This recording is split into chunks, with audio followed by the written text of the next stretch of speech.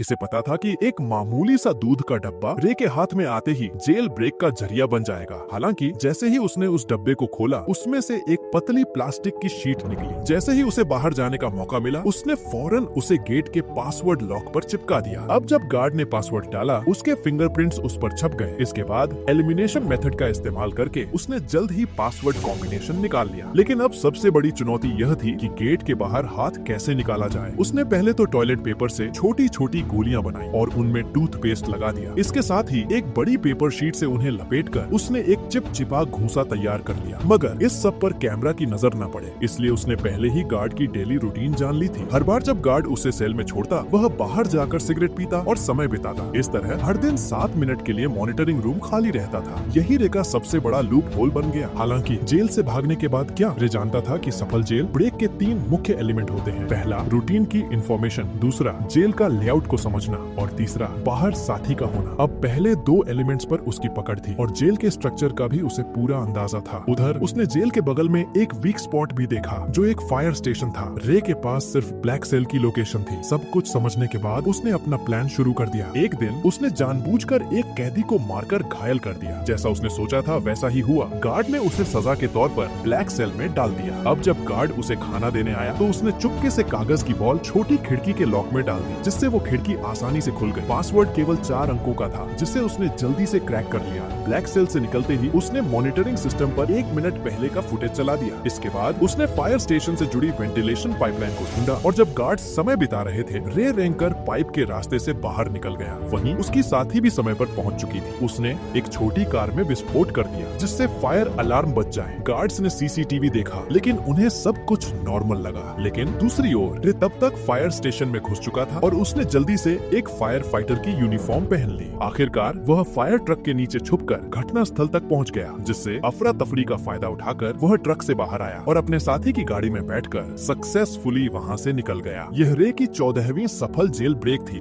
जहां यह खुलासा होता है कि वह कोई नॉर्मल अपराधी नहीं था। उसका असली काम जेलों के सिक्योरिटी सिस्टम को टेस्ट करना था। असल में वह एक सिक्योरिटी कंपनी का ओनर था, जिसकी वजह से वह नकली कैदी बनकर जेलों में घुसता और अपनी काबिलियत से बाहर निकलकर यह प्रूव करता था कि जेल की सिक्योरिटी सिस्टम में सुधार की जरूरत है या नहीं। वो इतनी जेलों से भाग चुका था कि लोग कहने लगे कि ये बंदा किसी भी जेल को एस्केप कर सकता है।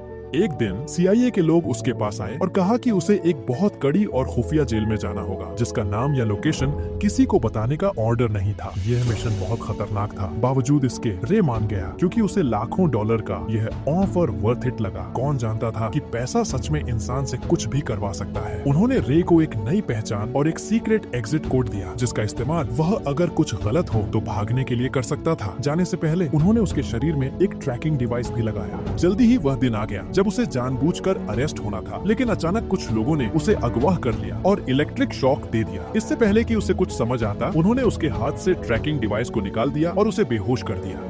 जब उसकी आंखें खुली तो उसने खुद को एक अजीब से जेल में पाया, जिसमें हर रूम कांच का बना हुआ था और वहाँ पर हर जगह कैमरा थे। उसके आसपास सभी कैदियों को भी ऐसे ही 24 घंटे सुपरविजन में रखा गया था। यह जेल पूरी तरह से हवा में लटकी हुई थी, जिससे कोई भी कैदी जमीन खोद के भागने का सोच भी न सके। यह देखकर रे को तुरंत समझ आ गया कि वह एक बुरी सिचुएशन में फंस चुका है। वहाँ से जितना जल्दी हो सके निकलने के लिए उसने सीक्रेट कोड बोला, लेकिन जेल का जेलर एक टेढ़े दिमाग का आदमी निकला। उसने बिना कुछ सुने रे को फिर से बंद कर दिया। अब यहाँ ये राज सामने आता है कि जेलर किसी ऐसे आदमी से मिला हुआ था जो रे का दुश्मन था। कुछ देर बाद उसने देखा कि यहाँ के गार्ड्स पूरी तरह से हथियारों से लैस हैं और चेहरे पर काले मास्क लगाकर घूमते हैं, और गार्ड्स की संख्या भी कैदियों से कई ज्यादा थी, जिसकी वजह से उनका जब मन करता वो किसी को भी मारने या पीटने लग जाते। वही कैदियों को टॉर्चर करने के लिए एक भयानक कमरा बनाया गया था, जहाँ अंदर जाते ही तेज रोशनी से आंखें चकाचौंध हो जाती थी। इसके अलावा वहाँ का तापमान भी बहुत ज्यादा था, लेकिन इसके बावजूद वे दर्द को सहते हुए जैसे तैसे पूरे कमरे की जांच पड़ताल करने लगा। तभी मुआयना करते हुए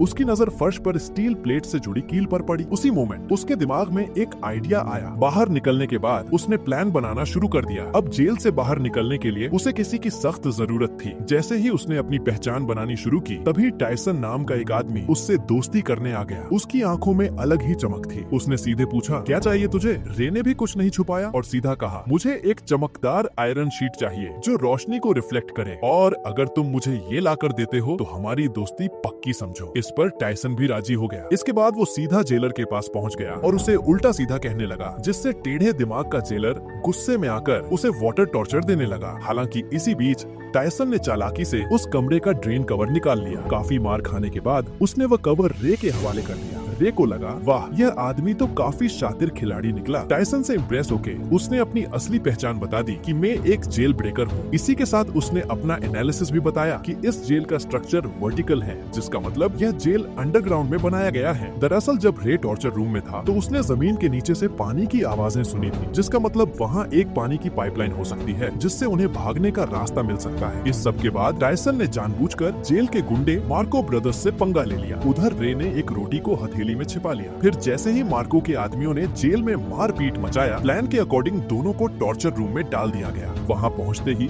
रे ने फौरन ड्रेन कवर निकाला और उसकी रिफ्लेक्शन से कीलों पर फोकस डाला। देखते ही देखते हाई टेम्परेचर की वजह से वे कीलें फूलकर बाहर निकलने लगी और एक एक करके कुछ ही सेकंडों में उसने सभी कीलें निकाल ली। फिर उसने रोटी का टुकड़ा मुंह में डालकर टायसन को इशारा किया ताकि वह गार्ड का ध्यान अपनी तरफ खींचे। इसके बाद टायसन ने अपना काम शुरू कर दिया, जिससे जेलर का ध्यान उसकी तरफ चला गया। वही रे ने तुरंत गीली रोटी को सीसीटीवी कैमरे पर चिपका दिया ताकि अंदर की फुटेज न दिखे। फिर वह फ्लोर से नीचे उतर गया और पाइपलाइन में चढ़ते हुए आगे बढ़ने लगा, लेकिन बदकिस्मती से रास्ते में गलती से एक तार टूट गया, जिससे पानी बाहर आने लगा। आखिरकार जब वह ऊपर पहुंचा तो उसके पैरों तले जमीन खिसक गई, क्योंकि यह जेल जमीन के नीचे नहीं बल्कि समुद्र के बीचों बीच पानी की एक विशालकाय शिप में थी, जहां से भाग पाना नामुमकिन था। इस बीच पानी लीक होकर जेल के अंदर भरने लगा, जिसकी वजह से टॉर्चर रूम के कैदियों को रिहा कर दिया गया। खुशकिस्मती से रे गार्ड्स की नजरों से छिपकर समय पर वापस आकर बच गया। हालांकि दूसरी ओर एक नई मुसीबत उसका इंतजार कर रही थी। दरअसल जेलर को फर्श पर छोड़ी गई किलें मिल गईं, जिससे वह समझ गया कि रे ने जेल तोड़ने की कोशिश की है। उसके बाद उसने फौरन एक आदमी को कॉल लगाया, जहां ये राज खुला कि रे को इस जेल में फंसाने वाला कोई और नहीं बल्कि उसका बिजनेस पार्टनर लेस्टर निकला, जिसने कंपनी के लालच में आके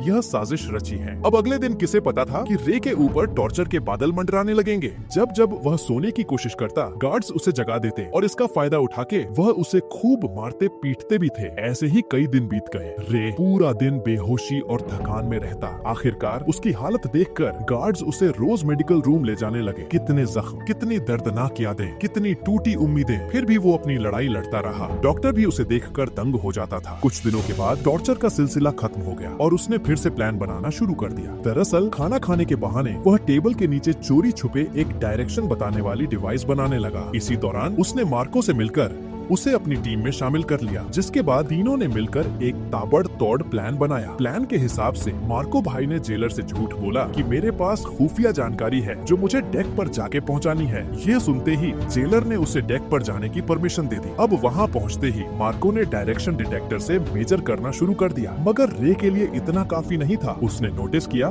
कि फ्लश करते वक्त पानी घड़ी की उल्टी दिशा में घूम रही थी। अब सारे डाटा को एनालिसिस करने के बाद उसने कंक्लूड किया कि वो अभी नॉर्दर्न हेमिस्फीयर में है। फिर एक नए आए कैदी से पूछने पर पता चला कि अभी नवंबर का महीना चल रहा है। इसके बाद रे ने अपने बॉडी टेम्परेचर को ध्यान में रखकर अनुमान लगाया कि वहाँ का तापमान जरूर मोरक्को तट के आसपास का होगा। इतनी मशक्कत के बाद आखिरकार अंत में जाकर उन्होंने क्लियर लोकेशन का पता लगा ही लिया। हालांकि लोकेशन पता होने के बावजूद वो वहाँ से निकलते भी तो कैसे, कि तभी टायसन ने कहा कि अगर हम किसी तरह से बाहर मौजूद मेरे आदमियों तक मैसेज भेज सकें तो हमें यहाँ से निकलने से किसी का बाप भी नहीं रोक सकता। उसकी बातें सुनकर रे को लगा कि इस जेल का डॉक्टर शायद उसकी मदद कर सकता है। उसके बाद उन्होंने एक प्लान बनाया जिसके अकॉर्डिंग टायसन ने जानबूझकर रे पर हमला कर दिया, जिससे वह डॉक्टर के पास जा सके। ऐसे ही कई दिनों तक रे बीमार होने का नाटक करके रोजाना डॉक्टर के पास जाने लगा। डॉक्टर को भी रे का दर्द बर्दाश्त नहीं हुआ और वो उसकी मदद करने के लिए राजी हो गया। अब यहाँ ये खुलासा होता है कि दरअसल डॉक्टर भी यहाँ उम्र कैद की सजा काट रहा था, इसलिए उसने रे को उसके फैमिली से मिलाने का वादा किया।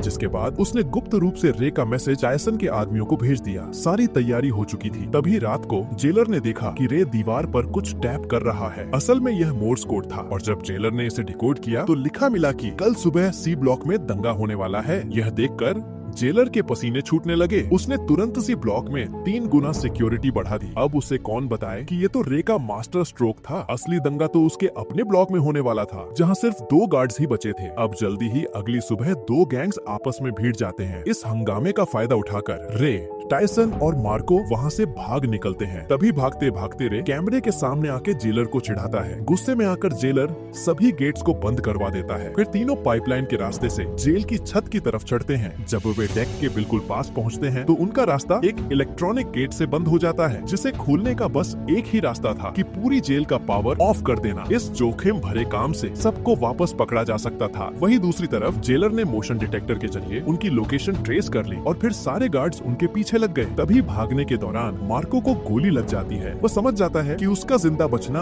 अब मुश्किल है, इसलिए वह अपने साथियों को भागने को कहता है और अकेले गार्ड्स को रोकता है। जैसे तैसे रे नीचे पावर रूम तक पहुंचकर पूरे शिप का पावर ऑफ कर देता है और ऊपर गेट खुलते ही टायसन तुरंत डेक तक पहुंच जाता है। खुशकिस्मती से वहां हेलीकॉप्टर भी पहुंच चुकी थी, लेकिन टायसन के मजबूत इरादों की वजह से वो रे को अकेला छोड़कर जाता भी तो कैसे। उसने मशीन गन उठाई और सामने आने वाले गार्ड्स पर गोलियां चलानी शुरू कर दी। वहीं दूसरी तरफ रे छुपकर पानी के एक टैंक में घुस गया, जहां उसे ढूंढ पाना मुश्किल था। यह देखकर जेलर ने तुरंत आदेश दिया कि शिप को दोबारा रिस्टार्ट करो, जिससे जिस पानी के टैंक में रे छुपा था वह अपने आप फ्लश होने लगा, जिससे रे फौरन समुद्र में जा गिरा। रे का दिमाग देखकर जेलर के तो होश ही उड़ गए। वहीं इधर टायसन ने एक बंदूक उसकी तरफ फेंकी। रे ने तुरंत कैच किया और कुछ गोलियां फायर कर दी, जिससे जेलर के पीछे रखे तेल के ड्रम फट गए। इसी के साथ जेलर की वही मौत हो गई। अब सब कुछ शांत हो गया और वो दोनों अफ्रीकन तट पर पहुंच गए। अचानक सामने से एक गाड़ी आई, जिसमें से एक लड़की उतरी। वह लड़की और कोई नहीं बल्कि जेसिका निकली, जिसने रे को यह मिशन का ऑफर दिया था। तब रे को पूरी बात समझ आई। यह सारा प्लान टायसन की बेटी का था। जेसिका ने अपने पिता को बचाने के लिए उसे जेल में भिजवाया था और रे की चालाकी से उसे बाहर भी निकलवा दिया। आखिरकार रे के चेहरे पर एक प्यारी सी मुस्कान खिल उठी और ऐसे ही संघर्ष और हार न मानने के जज्बे से वह लोग अपने परिवार से वापस मिल सके। और यही मुलाकात इस यह खूबसूरत फिल्म की अंत बन गई। तो दोस्तों, आशा है आपको कड़ी मेहनत और उम्मीद से भरी यह मूवी पसंद आई होगी। अगर पसंद आई है तो प्लीज नीचे आ रही ये वीडियोस को भी जरूर देखें और वीडियो को लाइक करके चैनल को सब्सक्राइब कर ले, जिससे